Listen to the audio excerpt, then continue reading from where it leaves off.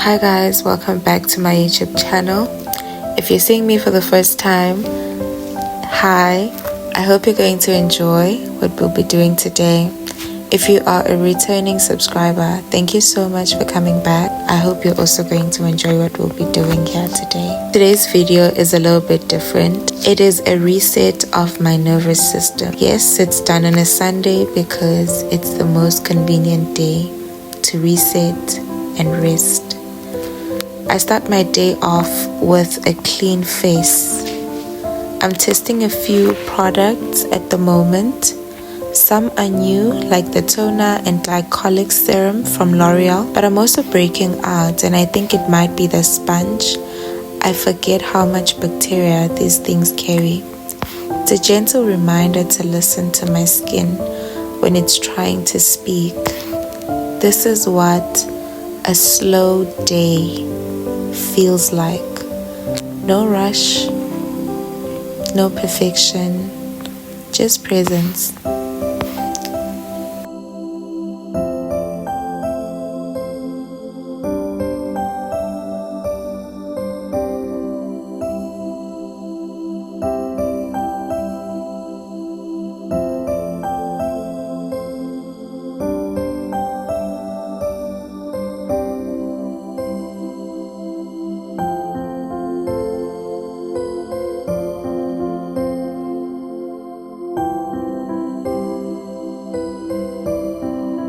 This mocha is doing more than waking me up.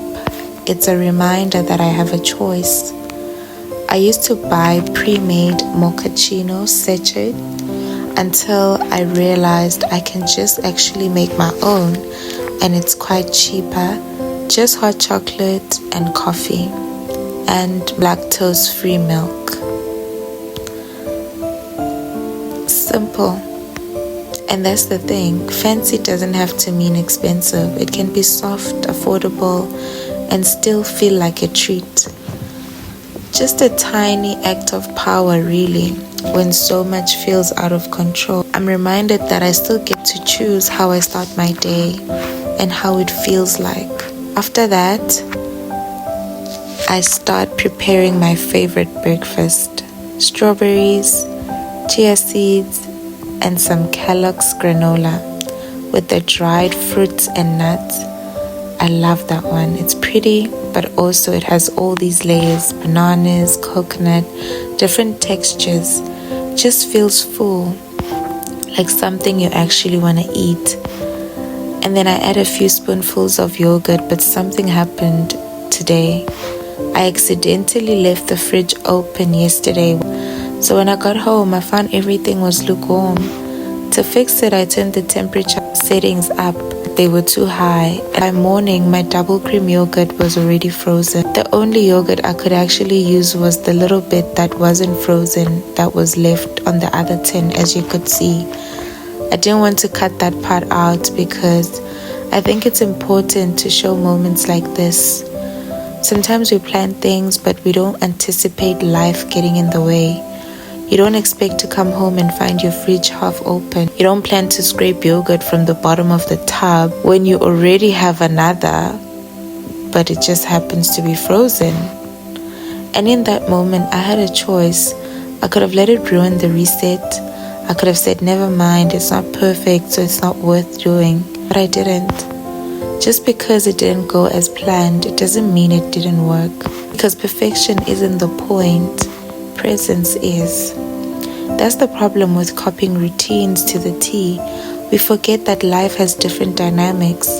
We all move through mornings with different limitations, different fridges, different yogurts, different energy. So instead of chasing perfection, I'm learning to work with what's in front of me. After making my breakfast, I sat on the couch with the bowl in my hand. The sunlight was peeking gently through the window, soft, golden, and warm. It was quiet, still, holy, and just even. I opened Atomic Habits and started to read, pausing to eat in between pages. And what struck me was how ordinary this moment was, but how deeply meaningful it was as well. This wasn't a perfect morning. In fact, I woke up around 2 p.m. But I didn't mind. It was a Sunday and I was honoring myself, honoring what my body needed: reset, slowness, and space. Sometimes it's easy to feel like the day is lost when you wake up late, but this moment reminded me that a day isn't wasted just because it started slower. Later that night, around 8 p.m., I did my laundry. That still feels like a luxury to me. Having a washing machine, something so ordinary. What an ordinary tool, but so exceptional to me. It represents peace, freedom, and convenience. I didn't just get one because it's what people do. I got one because I wanted ease. I wanted control. I wanted to move away from a life of panic and penalty, where everything felt like a crisis or a countdown. Laundry was tedious and time-consuming. I knew that getting this tool would give me the kind of flow that would take the work out of laundry day, the kind of flow that would make me feel like I'm collaborating with time as opposed to fighting it. Now I prepare for it. I laid out my clothes for the week, even fixed a pair of my pants that had a missing button, had a whole preparation from Monday through to Friday, ready and prepared. It's the first time I've done this and it felt like a love letter to my future self. So small, so meaningful. I changed my bedding. I don't know what it is about fresh sheets and just clean new bedding. It quiets the noise. It's not even about the aesthetics. It's about resetting, feeling held, making your space feel like a place you actually want to return to. It's not about better or fixing, just presence and gratitude. I packed a sandwich for the next day, a small thing but a big difference. I bought these BPA-free sandwich plastics from Pick n Pay. They are fridge safe and honestly so convenient. It means less dishes for me, less stress, and I can eat on the go without worrying about carrying bulky containers. I know it seems tiny and a waste of money, but these are the shifts that matter. To me. These are the ways I make life feel less heavy, more manageable, more negotiable. I'm not waiting for energy to show up. I'm preparing for it.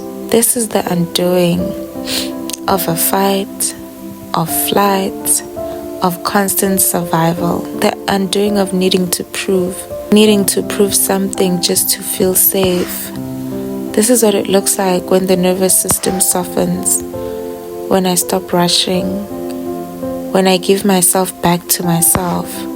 It's not dramatic, flamboyant, luxurious, or expensive. It just is living, no longer surviving.